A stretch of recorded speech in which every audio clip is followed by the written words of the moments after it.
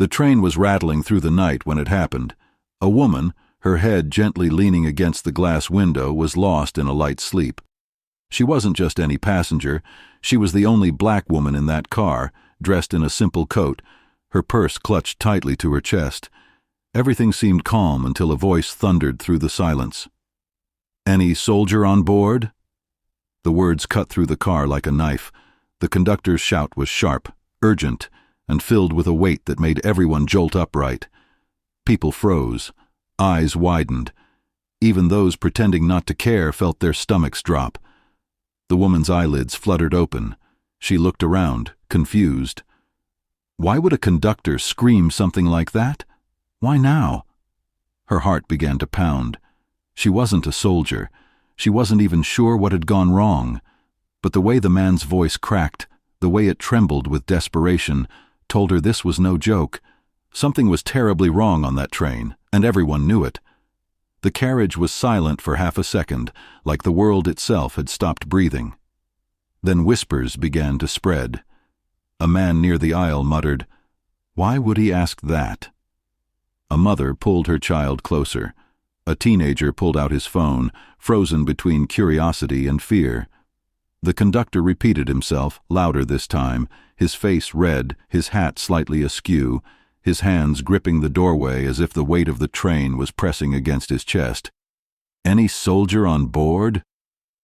The black woman straightened in her seat, her pulse racing. She could feel eyes flickering toward her, as though someone expected her to do something, to answer, even though she wasn't who the conductor was calling for. The tension was unbearable. And then, just before the silence could break, a sound echoed from the far end of the car. It was faint, but enough to make every head turn at once. What was it? Who was it? If you were sitting there, what would you have done? Would you have spoken up or waited in silence? Comment below. I want to hear your take. And before the next twist leaves you behind, subscribe so you don't miss what happens when the truth unfolds. Now, let me take you back to where it all began.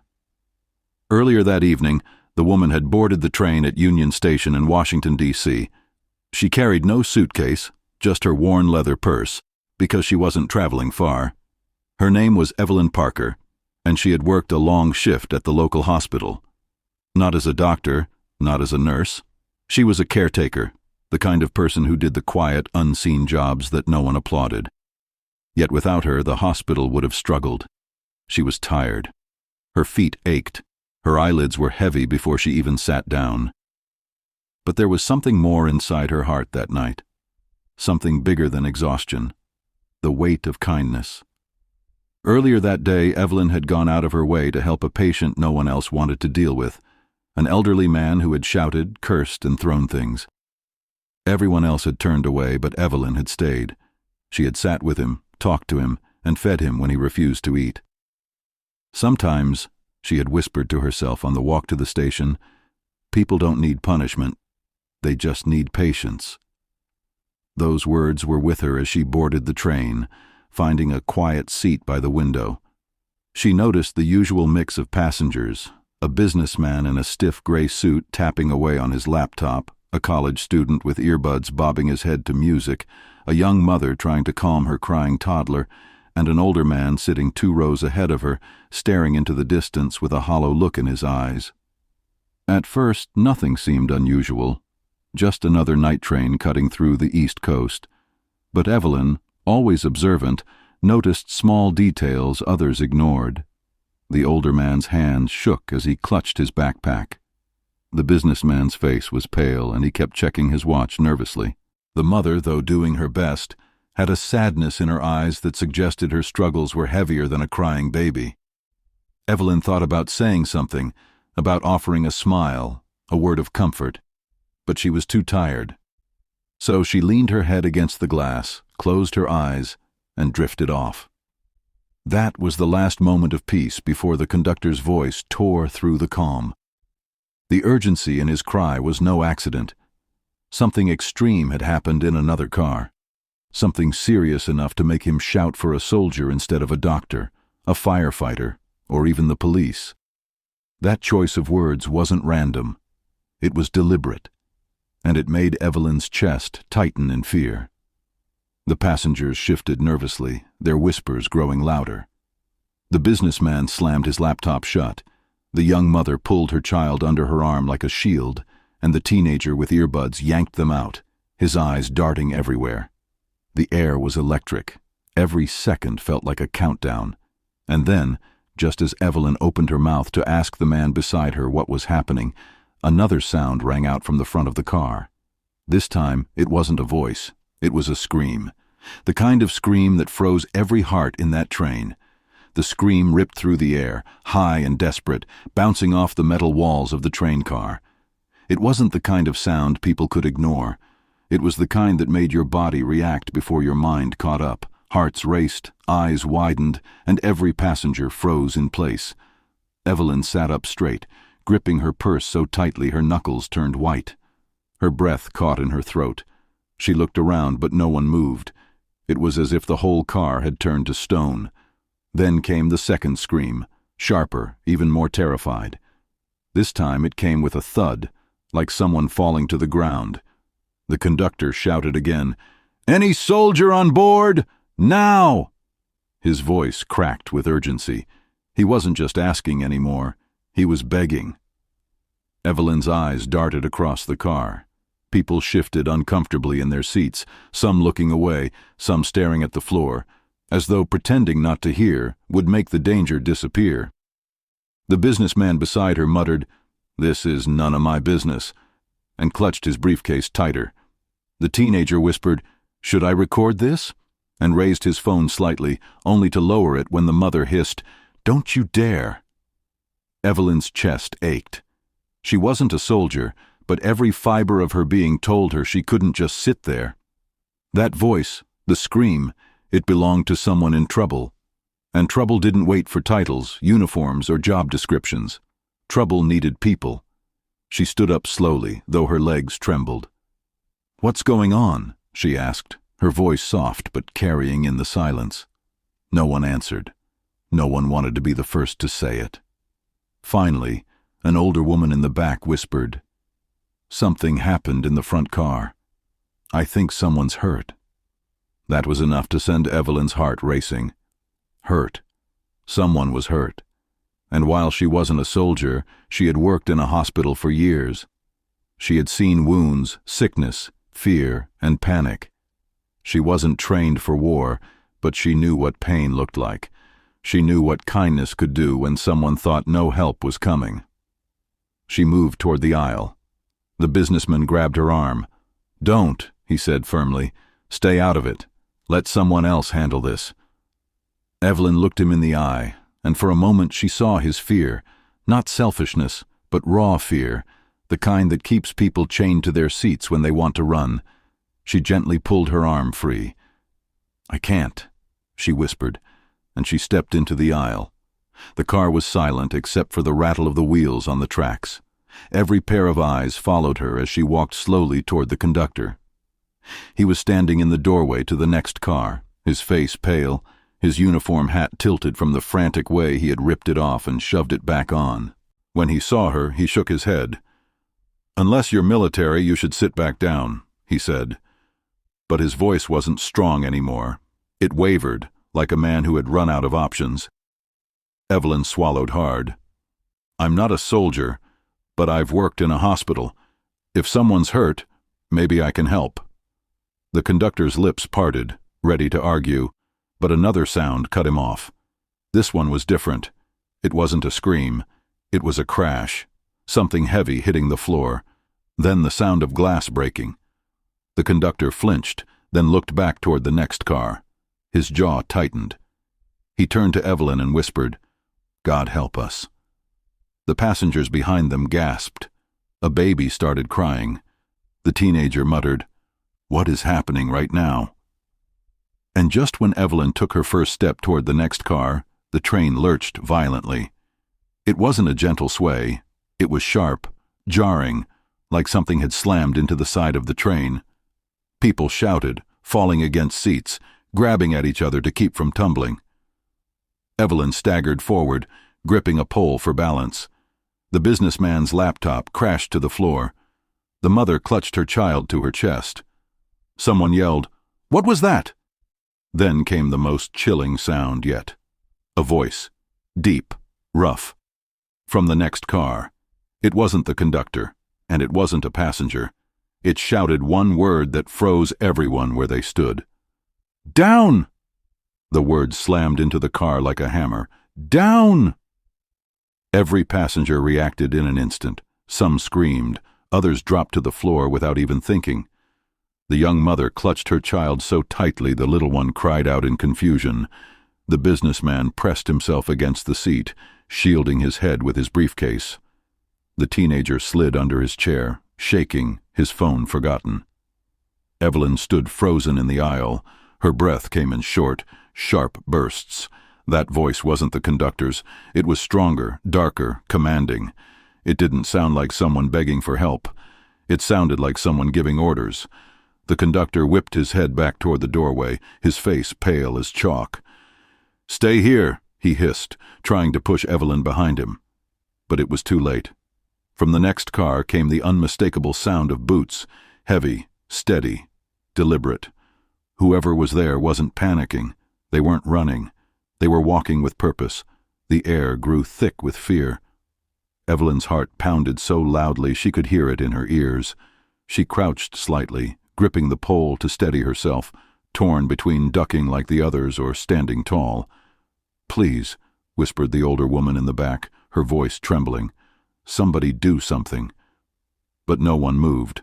No one spoke. Everyone waited for the next sound, the next command, the next disaster. Then, after what felt like forever, the door between the cars began to slide open. It wasn't ripped open in a hurry. It wasn't slammed. It slid slowly, steadily, the squeak of the metal grating against the silence. Every passenger held their breath. And then the door stopped halfway. A gloved hand appeared, gripping the frame. It was strong, veins pressing against the skin even under the glove. The hand pulled the door wider. Evelyn's knees trembled. And just when the first glimpse of a figure came into view, the train jolted again, harder than before. Lights flickered overhead. A coffee cup rolled down the aisle, spilling across the floor. Passengers screamed, bracing themselves against the seats. For a moment, chaos reigned. The door slammed shut again from the impact, hiding the figure from sight. That sudden violence gave Evelyn a moment to breathe. She crouched low, her purse still pressed against her chest, her thoughts racing. She wanted to be brave, but fear pressed against her like a wave. What if whoever was in that car had a weapon? What if they had already hurt someone? But deep inside, another voice spoke. The same voice that had guided her in the hospital, the same voice that reminded her of kindness and courage. If everyone hides, who will help? The train steadied. The flickering lights held. The whispers rose again, louder this time. "Is this a hijacking?" someone muttered. "Where's security?" another hissed. "Somebody needs to stop this." Evelyn closed her eyes for a moment, drawing in a shaky breath. She remembered the patient she had helped earlier that day, the angry old man everyone else had given up on. She remembered how he had softened after she fed him, how he had grabbed her hand at the end and whispered, "Thank you. No one ever stays when I shout." She hadn't stayed because it was easy. She had stayed because kindness mattered more than fear. And right now, she realized, kindness might be the only thing stronger than whatever waited behind that door. She opened her eyes. The conductor leaned toward her. His face was wet with sweat. His whisper was sharp. "You shouldn't be standing. Sit down before you get yourself killed." But Evelyn shook her head slowly. "Someone might need help," she whispered back. "I can't sit down." The conductor looked at her like she was mad. Then, suddenly, the door to the next car began to slide open again. This time, it didn't stop halfway. The passengers gasped. The mother buried her child's face against her chest. The teenager whispered, "Oh no, oh no." The door slid all the way open, and in the doorway stood a man. He was tall, broad-shouldered, wearing a dark jacket with patches Evelyn didn't recognize. His face was hard, lined with years of something heavier than time. His boots were military style, his hands still gloved. His eyes scanned the car, sharp and cold, landing on every passenger one by one. Nobody spoke. Nobody dared to breathe too loudly. Finally, his voice rumbled, deep and commanding. "Where's the soldier?" The words echoed through the car. "Where's the soldier?" Passengers exchanged terrified glances, but no one answered. The silence stretched, like a rope pulled too tight, threatening to snap at any second. The man's eyes swept across the car again, cold, sharp, unblinking. His jaw was set, his shoulders tense, his very presence demanding obedience. Evelyn could feel it. His aura wasn't just of a stranger, it was of someone used to giving orders, someone who expected to be obeyed. But there was no soldier, none that anyone knew of. The businessman hunched lower in his seat, whispering, "Don't look at him. Don't make eye contact." The teenager shook his head, muttering under his breath, "This is crazy. This is really happening." The mother clutched her child tighter, rocking gently, her lips moving silently in prayer. Evelyn, still standing, felt her chest tighten. She wasn't a soldier. She couldn't lie and pretend to be. But she couldn't sit down either, not when fear was eating everyone alive. The man's gaze finally landed on her. "You," he said, pointing a gloved finger. His voice was steady, but dangerous. "Why are you standing?" Her knees trembled. Her voice cracked as she tried to answer. I work in a hospital. I thought maybe I could help." A ripple of gasps moved through the car. Passengers looked at her as if she had just signed her own death sentence. The businessman muttered, "She's insane." The man tilted his head slightly. His lips pressed together in thought. "Hospital," he repeated, almost tasting the word. His eyes narrowed, then he gave a short nod. "Maybe you can." He stepped forward, boots thudding against the metal floor. The sound was heavy, final, like a drumbeat of danger. Evelyn gripped the pole tighter, fighting the urge to collapse back into her seat. Then, without warning, he turned his head and barked toward the conductor. "Bring her." The conductor flinched. "Me? You heard me?" The man's voice was a growl. "Now." The conductor swallowed hard and stepped aside. Evelyn could see his hands shaking, his uniform soaked in sweat. He motioned weakly toward the open door. "Ma'am, please."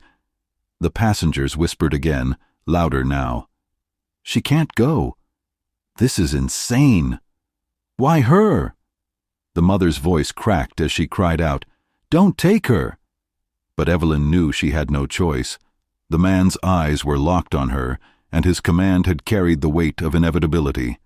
Her steps were slow, shaky, but deliberate. Each one felt heavier than the last. As she moved toward the open door, she thought of her day again, the angry old patient who had softened when she showed him kindness. "Sometimes people just need patience," she whispered to herself, as though clinging to the words could shield her from the storm waiting in the next car. When she reached the doorway, the man stepped aside, motioning her through. She hesitated for just a moment, catching a glimpse of what lay beyond. The lights in the next car flickered dimly. The smell of something sharp, like iron and sweat, hung in the air. And on the floor, just visible past the seats, she saw the edge of a boot that wasn't moving. Her breath caught in her throat. Someone was down. The man leaned closer, his voice low, but sharp enough for all to hear. "If you can help him, do it. If not—" He paused, his eyes narrowing, his tone chilling. "Then pray for him." The passengers gasped. The teenager whimpered. The mother buried her child's face against her chest. Evelyn's legs wobbled, but she forced herself to take one more step into the unknown, and just as she did, a gunshot cracked through the train. The gunshot cracked like lightning through the train. Passengers screamed. Some ducked under seats. Others pressed against the windows, trembling, praying. The baby in the mother's arms wailed so loudly the sound cut through the chaos like a blade. Evelyn froze in the doorway, her heart hammered in her chest so hard it hurt. For a moment, she couldn't move, couldn't think, just stood there staring into the dim car ahead of her. Smoke drifted faintly in the air. The sharp scent of gunpowder stung her nose.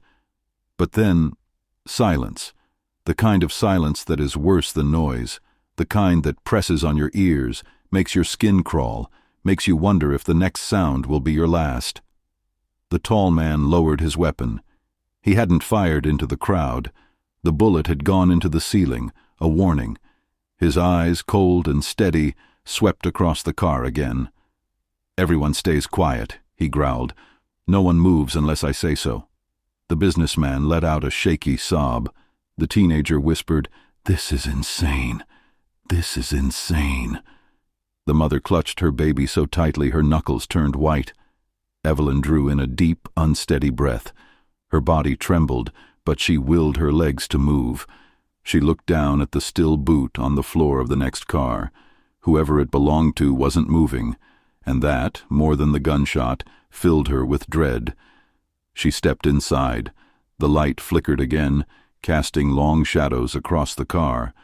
The man followed close behind her, his heavy boots thudding against the floor. Passengers in the first car leaned forward in their seats, trying to see, but none dared cross the threshold. Evelyn's eyes adjusted to the dimness. She saw him then, the man on the floor. His uniform shirt was torn, his chest rising and falling shallowly. His skin was pale, his lips cracked. His hand twitched weakly, reaching toward his side. She gasped softly. He wasn't just a passenger, he was a soldier. The tall man crouched next to the fallen soldier, looking at Evelyn. "He's still alive. Do something." Her heart thudded painfully. She wasn't a doctor, she wasn't a soldier. She was a caretaker. But caretakers were built for moments like this, for holding on when others let go, for fighting for those who couldn't fight for themselves. Kneeling beside the soldier, she pressed 2 fingers to his neck. A faint pulse. Weak, but there. She swallowed hard and whispered, "Stay with me. You're going to be okay." The soldier's eyelids fluttered, his lips moving faintly. She bent down closer, straining to hear. His voice was raspy, barely a whisper. "Don't let them." Her brows knit together. "Don't let them what?" she asked softly.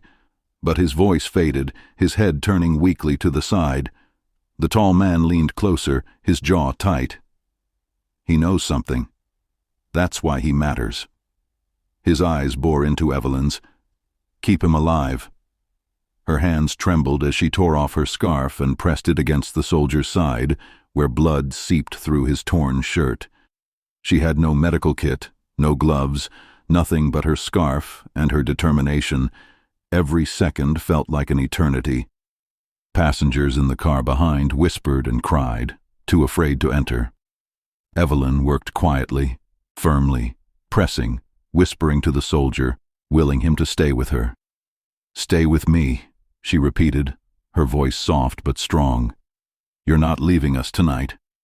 For a moment the car was still, just Evelyn, the soldier, and the tall man standing guard. Then, suddenly, the soldier's eyes shot open wide. His body jerked violently, his mouth opening in a strangled gasp. Evelyn's hands froze.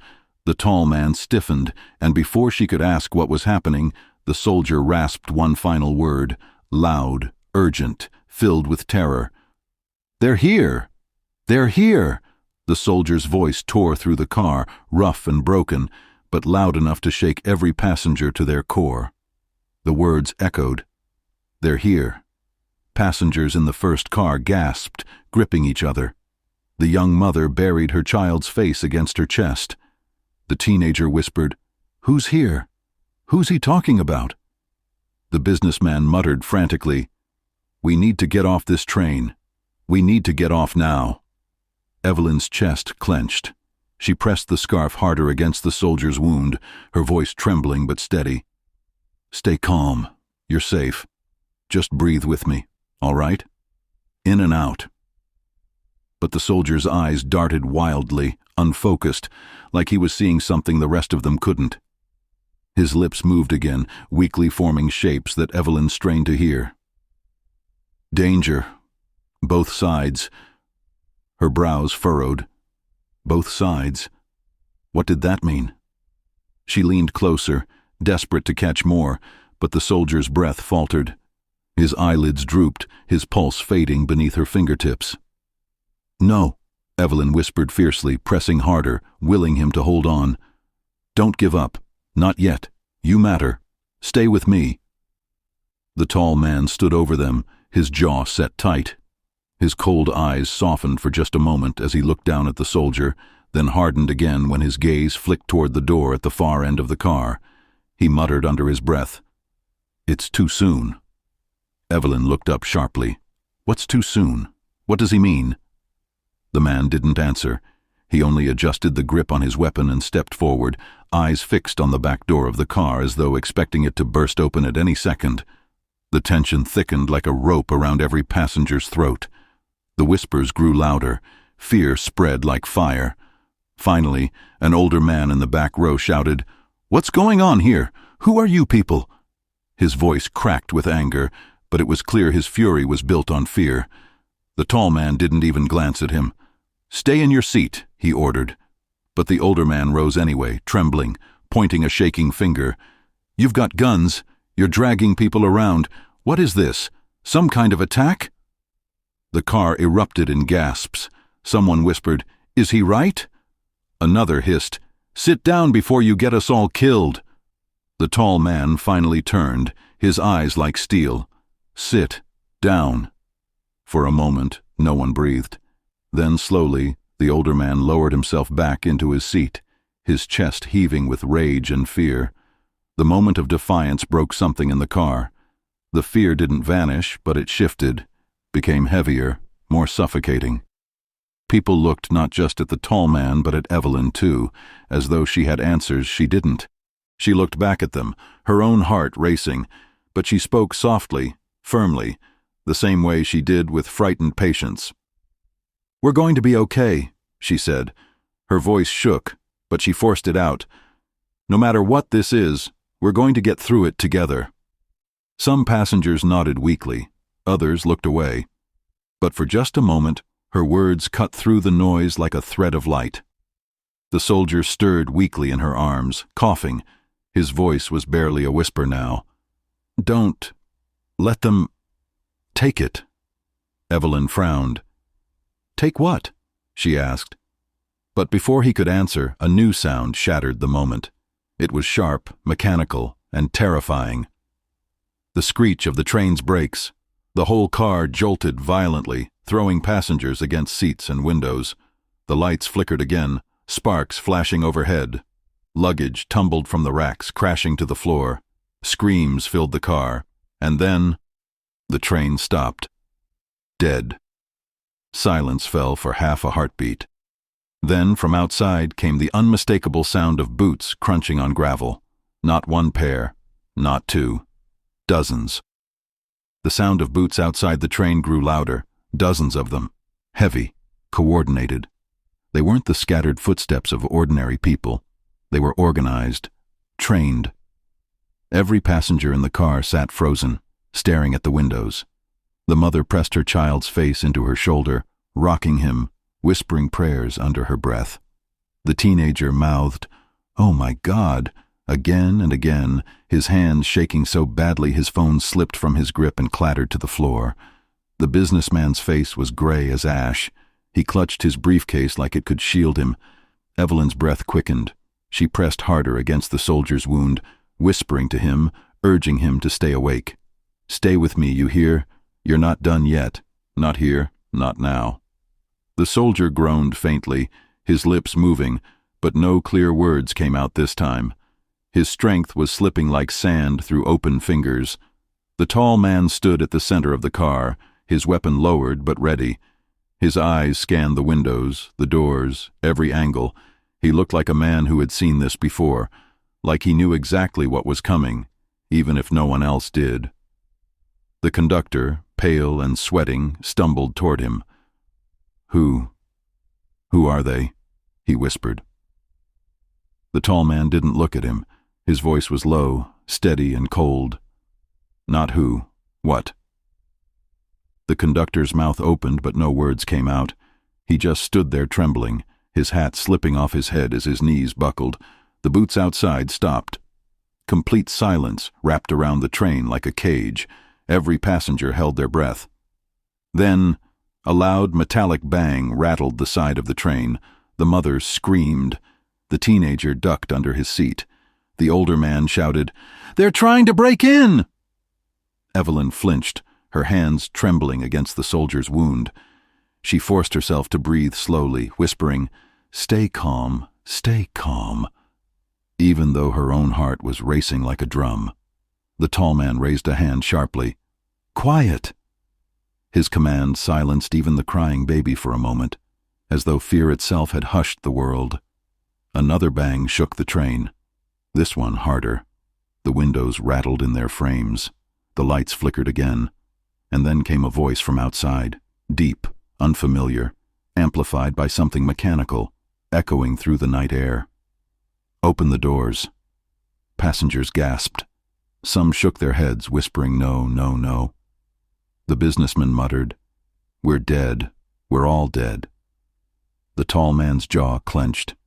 He stepped toward the door slowly, carefully, his weapon still in hand. Evelyn's voice cracked as she called after him, "Wait! Don't open it. You don't know who—" The tall man glanced back at her, his eyes hard but not cruel. "If I don't open it, they'll tear this train apart." The silence after his words was unbearable. Evelyn's throat tightened. She wanted to argue, to beg him to stop, but deep down she knew he wasn't wrong. The boots outside shuffled again. The voice repeated louder, sharper this time. "Open the doors!" The tall man's hand moved to the lever. The passengers erupted. "No, don't! They'll kill us! Stay inside!" Evelyn's hands shook as she pressed harder against the soldier's wound. Her voice came out in a desperate whisper. "Please, not yet." The tall man's fingers wrapped around the lever. He closed his eyes for the briefest second. Then, with one sharp motion, the doors slid open. A rush of cold night air blasted through the car, and standing outside were figures, tall, armored, their faces hidden behind dark helmets. Weapons in their hands gleamed under the dim station lights. They stepped onto the train. The sound of metal boots clanging against the train's floor made every passenger shrink back in terror. The armored figures filed in with military precision, shoulders squared, heads scanning the car in unison. Their helmets reflected the dim, flickering lights overhead, black glass with no eyes visible, only cold shadows staring back. The mother clutched her son so tightly he whimpered, muffled against her coat. The teenager's phone slipped from his trembling hands again, sliding across the aisle. The businessman shut his eyes as though pretending not to see would make them disappear. Evelyn forced herself to breathe. One inhale, one exhale. She looked down at the soldier in her lap, his blood still warm against her hands. His eyes flickered open for a second, and in a rasping whisper he said, "Don't trust them." Her stomach dropped. The tall man stepped forward, his weapon raised just slightly, not in challenge but not in surrender either. He squared his shoulders, his body tense, ready. One of the armored figures tilted its helmet toward him. A voice boomed through a hidden speaker in the helmet, low, robotic, unfeeling. "Stand down." The tall man didn't move. His jaw twitched, but his voice was calm. "This train has civilians. You're frightening them." The figure tilted its head again, almost like a predator studying prey. Then the voice came back, flat and cold. "We're not here for them." The entire car froze. Evelyn felt her chest tighten as her mind raced. If not for them, then who? Her gaze flicked down to the soldier. His lips moved again, but no sound came out this time. She felt the faintest squeeze of his hand against hers. One of the armored figures pointed directly at him. "That one!" Gasps erupted from the passengers. Someone cried out, No! Leave him alone!" The mother buried her child's face deeper. The teenager whimpered, "What do they want with him?" Evelyn's heart pounded. She leaned over the soldier, shielding him with her body. Her voice came out stronger than she thought it would. "He's hurt! He needs help! You can't just drag him away!" The armored figure stepped closer. "Move!" She didn't. Her arms tightened around the soldier like steel. She shook her head. "Not until you tell me why." The tall man shifted slightly, his eyes narrowing at the figures. "You can't take him. Not like this." The air in the car thickened, so heavy with fear that breathing felt like drowning.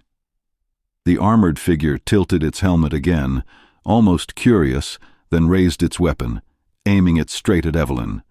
The car exploded in screams. "Please!" the conductor cried, stumbling forward, hands raised. "There are innocent people here." The soldier in Evelyn's arms stirred weakly. His voice cracked, hoarse but sharp enough to cut through the chaos. "Run! They'll kill you!" Evelyn's hands trembled, but she didn't move. Her body shielded his. Her voice broke, but stayed steady. "If you want him, you go through me." The tall man's eyes flicked from her to the soldier, then back to the armored figure. For the first time, his weapon rose fully, pointed at the intruder's chest. The air snapped with tension.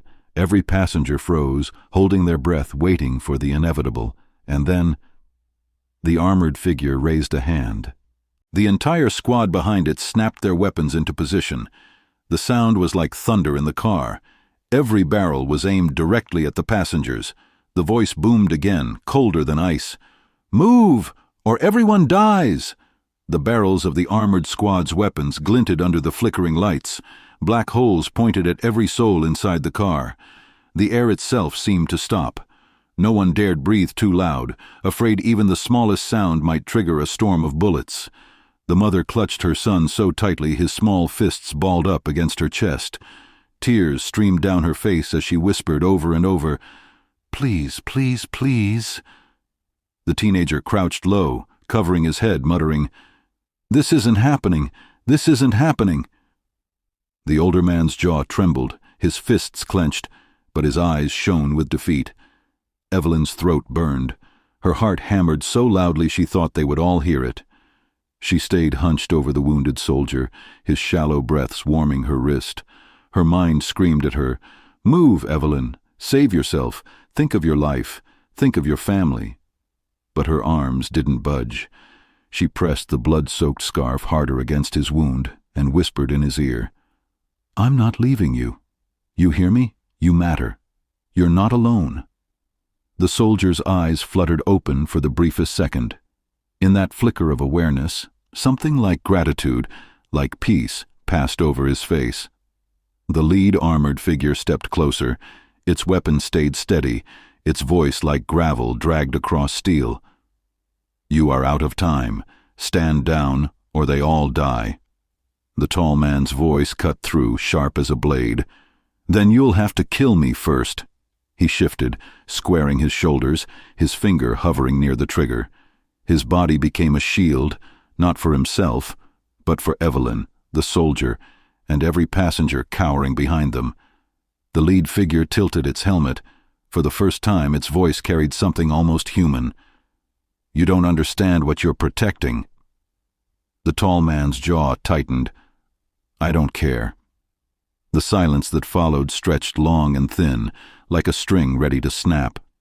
Evelyn's chest ached. She looked around at the faces of the passengers, ordinary people caught in a nightmare they hadn't chosen. She thought of her grandmother's words, the ones she'd grown up with. "Kindness is not convenient, it is costly, but it is always worth the price." Her eyes burned, but she lifted her chin and faced the armored figure directly. Her voice shook, but her words were clear. "Then explain, right here, right now, what does he have that you want?" The figure's helmet turned toward her. For the first time, Evelyn felt it hesitate. The pause was small, but it was there.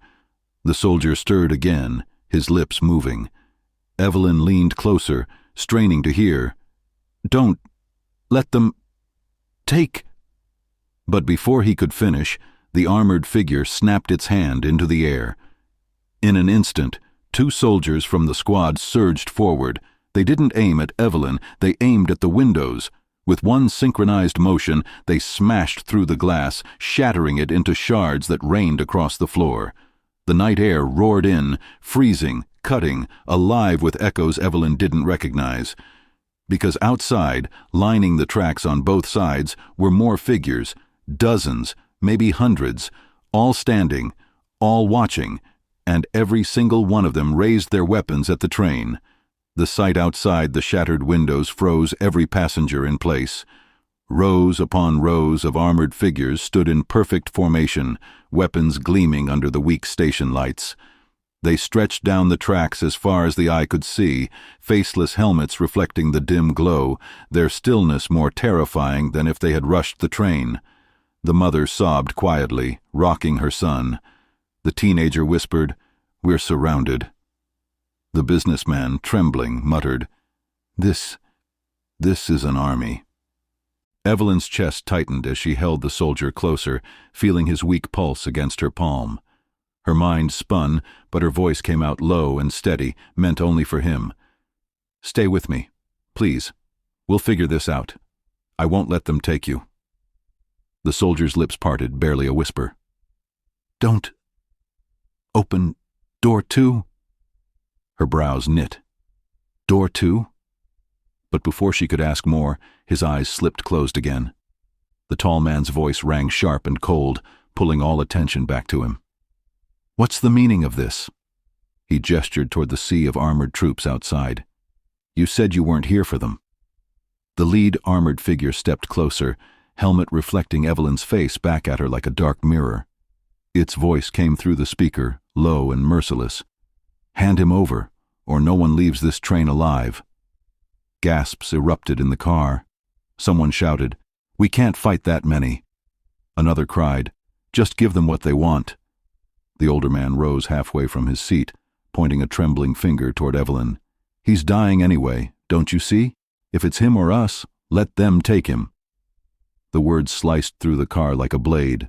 The passengers' eyes flicked toward her, some pleading, some accusing, all desperate. Evelyn's arms tightened around the soldier. Her voice broke, but it was fierce. "He's not a thing to be given away. He's a person, a life. And if they want him this badly, don't you think there's a reason?" Her words trembled with conviction, but the car still buzzed with fear. The passengers' whispers grew louder, overlapping. "She's going to get us all killed. They'll slaughter us if she doesn't move. Please just let him go." The tall man shifted, his body positioned between Evelyn and the armored squad. His weapon stayed raised, steady despite the overwhelming odds. "Nobody touches him, not without going through me first." The lead armored figure tilted its helmet. For the first time, its voice carried something sharp beneath the flatness, irritation. "Then you've made your choice." It raised a hand, and outside, as if obeying one single command, every armored figure shifted in unison.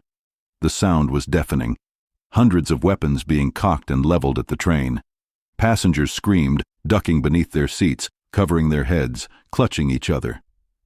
The mother sobbed into her child's hair. The teenager buried his face into his knees. Even the older man who had shouted before now shook uncontrollably, muttering prayers under his breath.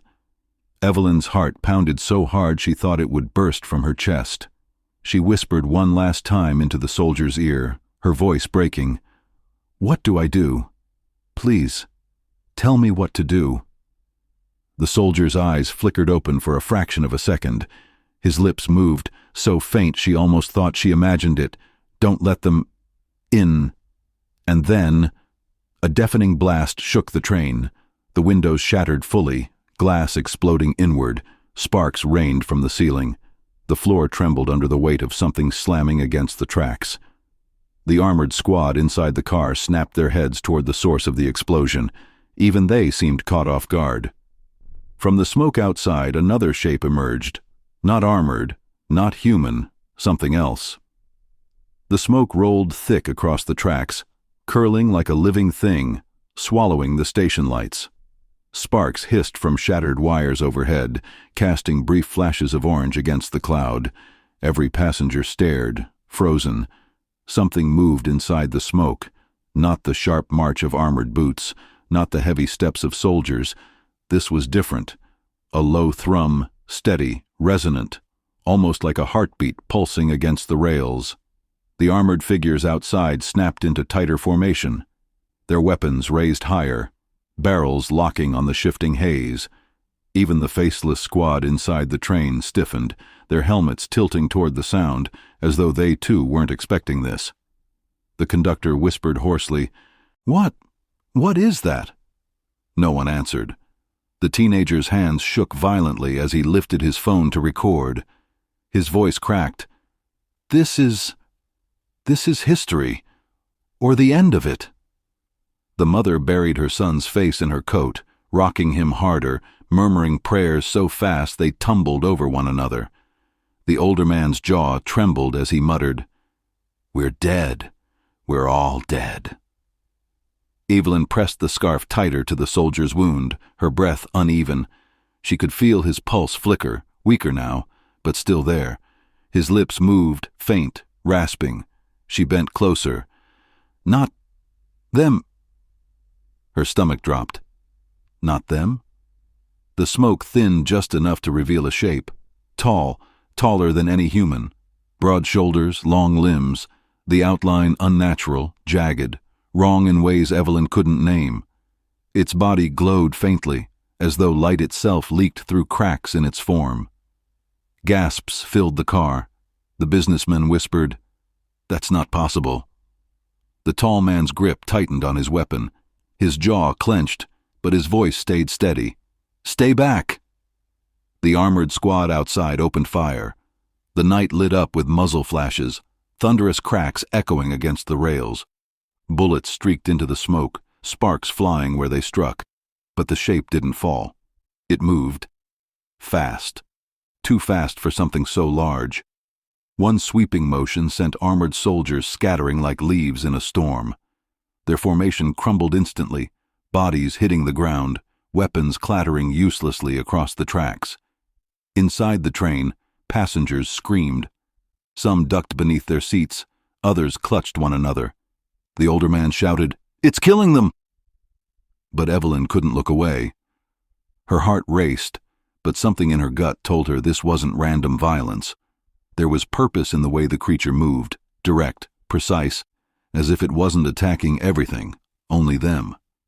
The lead armored figure inside the train raised a hand sharply. "Hold your fire!" Its voice cracked through the chaos like a whip, but even it carried something Evelyn hadn't heard before. Fear. The smoke thinned further. The figure stood revealed. It wasn't armored like the soldiers. It wasn't human like Evelyn. Its body shimmered with strange light, pieces of it flickering like broken glass reflecting the stars. Its face, or what passed for one, had no eyes, only a smooth surface that glowed faintly, pulsing with each sound it made. And then it spoke, not through a speaker, not through a voice, through every person's mind at once. "You cannot have him." Evelyn's blood ran cold. She looked down at the soldier in her lap, his lips parting, a weak groan escaping. His hand twitched against hers, like he was reaching for something unseen. The tall man's eyes narrowed, his weapon trained on the glowing figure. His voice was low, tense. "Then who are you?"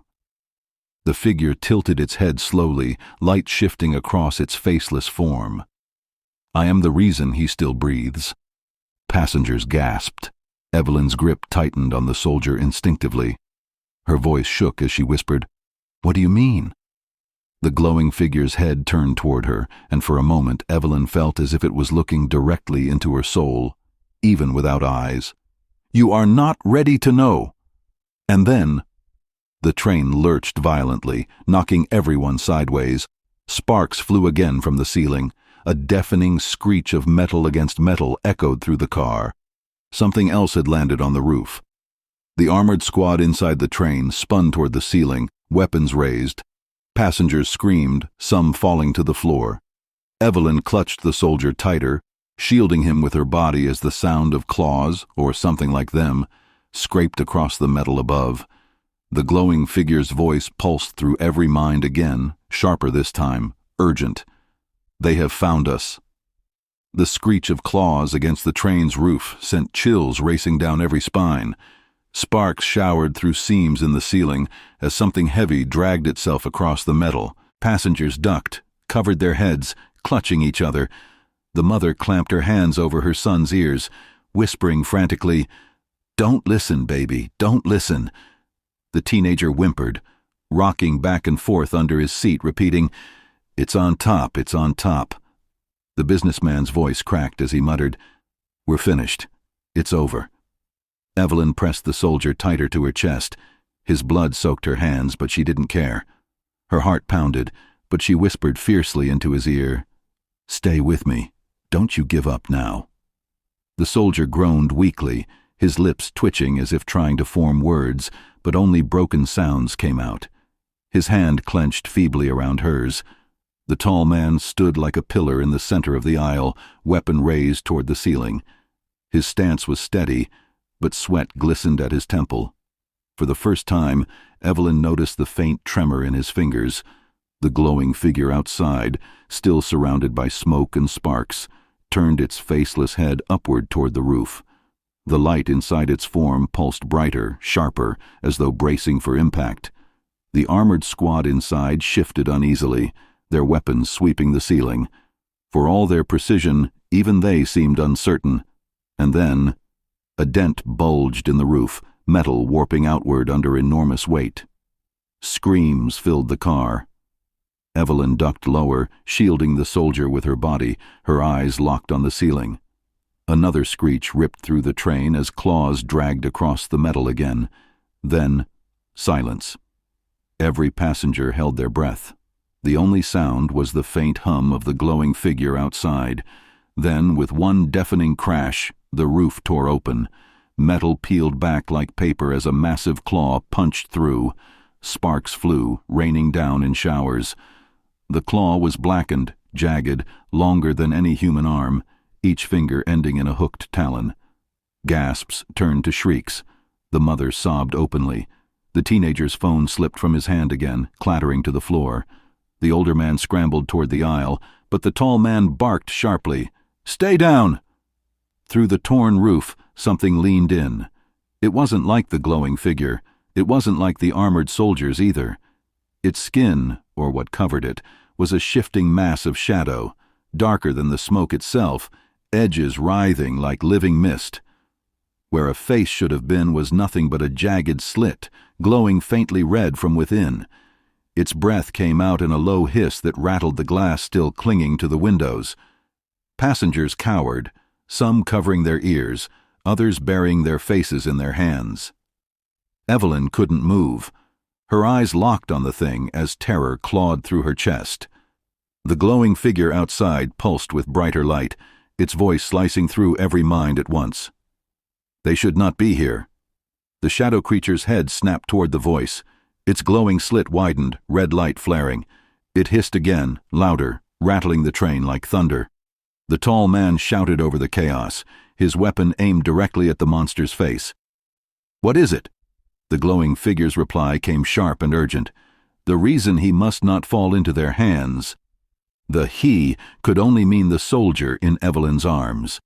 Before Evelyn could process the words, the shadow creature thrust its other claw through the ceiling, tearing another jagged hole. Its arm plunged downward, sweeping across the aisle. Seats ripped free, passengers screamed, glass shattered, and then the creature's claw stopped inches from Evelyn and the soldier. It hovered there, trembling, as though something unseen was holding it back. Sparks crackled in the air. The glowing figure outside pulsed so brightly it lit the entire car.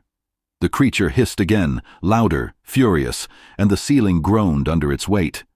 The tall man's finger tightened on the trigger. The passengers screamed. Evelyn clutched the soldier tighter, whispering in desperate defiance, "You are not taking him." And then the creature moved. Not toward Evelyn, toward the tall man. The shadow creature struck like lightning. Its claw ripped through the ceiling, sweeping downward toward the tall man with blinding speed. Metal screeched, sparks exploded, and passengers screamed as the car lurched under the weight of its assault. The tall man dove sideways, rolling across the aisle as the claw smashed into the floor where he had stood a heartbeat before. The impact shattered tiles, sending shards flying like glass. He sprang up, weapon raised, eyes locked on the writhing shadow above. The creature hissed, a sound like boiling steam mixed with rage, its glowing red slit widening, pulsing with sick hunger. Evelyn ducked low, shielding the soldier with her body as debris rained down. Her chest heaved, fear clawing at her throat, but she held firm. "Stay with me," she whispered to the soldier, pressing her forehead to his. "You are not leaving me now. Not like this." His eyes flickered open for a second, clouded but searching. His lips moved, the faintest whisper escaping. "If I fall, they win." Tears stung her eyes, but her grip only tightened. "Then you won't fall. I won't let you." Around them, passengers cried, prayed, clutched one another as the train shook. The mother clung to her child, whispering through sobs, "Hold on, baby. Hold on." The teenager crawled beneath the seat, hands clamped over his ears. The older man sat frozen, eyes wide, as if his mind had given up on reason. The glowing figure outside pulsed with brighter light, its voice filling every mind again, louder this time, urgent. He must be protected, at all costs. The tall man fired. The shot cracked through the air, deafening in the confined car. The bullet tore into the shadow creature's claw, sparks exploding where it struck. The creature shrieked, jerking backward, but its writhing mass healed almost instantly, shadows reforming like liquid smoke. It slammed its other claw down. The tall man barely dodged, rolling again, his movements fast but desperate. The floor split beneath the impact, seats buckling, passengers screaming as the train rocked violently.